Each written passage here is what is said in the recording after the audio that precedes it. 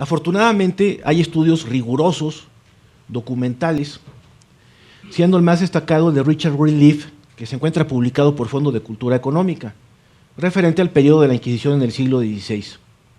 El alemán Ernst Schaffer, que trabajó en el Archivo General de Indias por cerca de 30 años y lo sistematizó, pues también nos ha aportado el conocimiento pleno de esto, igual los profesores Ismael Sánchez Bella y Elisa Luque Alcaide. En México hay todo un ramo muy bien organizado en el Archivo General de la Nación al respecto.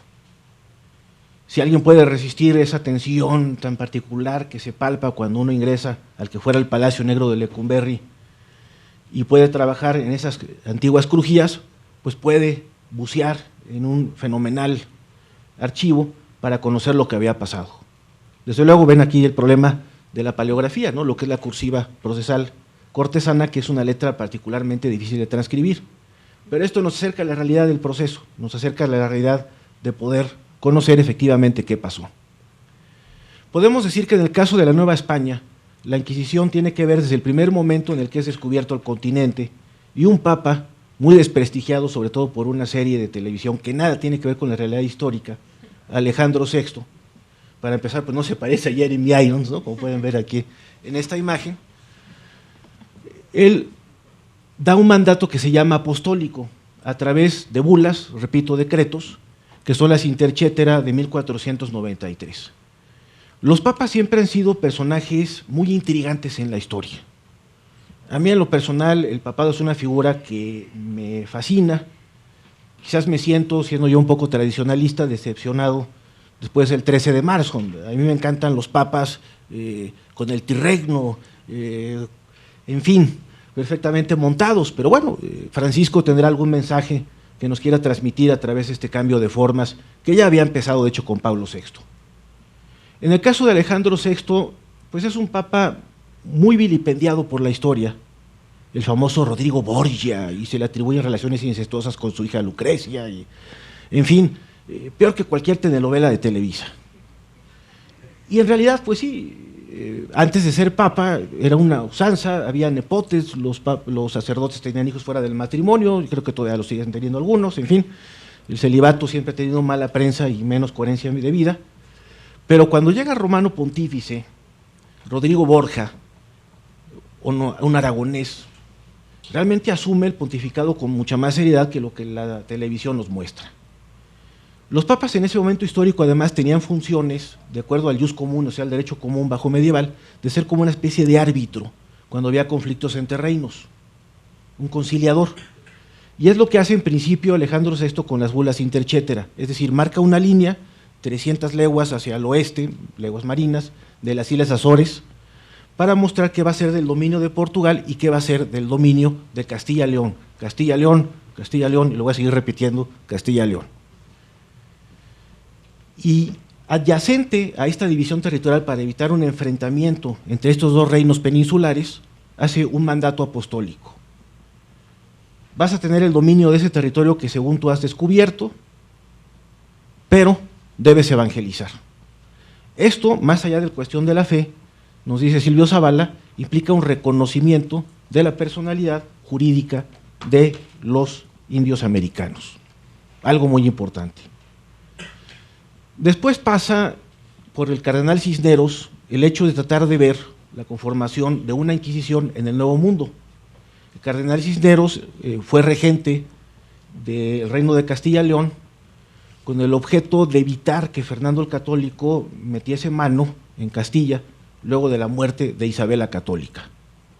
Lejos también de la serie que saca RTV España, pues además no eran nada agraciados físicamente ninguno de los dos reyes católicos, y pues tampoco había tanto amor como nos muestra la televisión española. No sé en qué crónica, pero hay una que señalaba específicamente que Fernando el Católico repugnaba a Isabel por su mal aliento.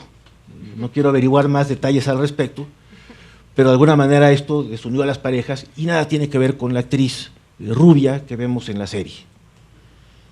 Por algo Fernando el Católico pues también buscaba otros quereres en otros ambientes. Como pueden ver, este camafeo del cardenal Cisneros es muy claro, de un hombre severo que tiene la capacidad de gobierno, y él realmente toma el gobierno de las Indias que de alguna manera solamente le participa incidentalmente a Fernando. La primera Inquisición en Nueva España empieza a funcionar en 1524. Es una Inquisición de carácter episcopal. No es el tribunal que se va a instalar en la Casa Chata que mostrábamos hace un momento, sino que va a partir del Arzobispado de México, que no fue la primera sede episcopal en nuestra tierra, cabe decirlo, la primera fue la de Tlaxcala. El obispo fue Fray Juan de Zumárraga, quien decide empezar a ejercer estas funciones inquisitoriales. Figura muy polémica Zumárraga, que para los canonistas es una figura que nos intriga particularmente. Uno, porque el milagro guadalupano es ante él, sin embargo él mantiene silencio al respecto. Y segundo, porque como inquisidor, a pesar de haber sido franciscano, que fueron muy generosos en materia de evangelización, fue terriblemente severo.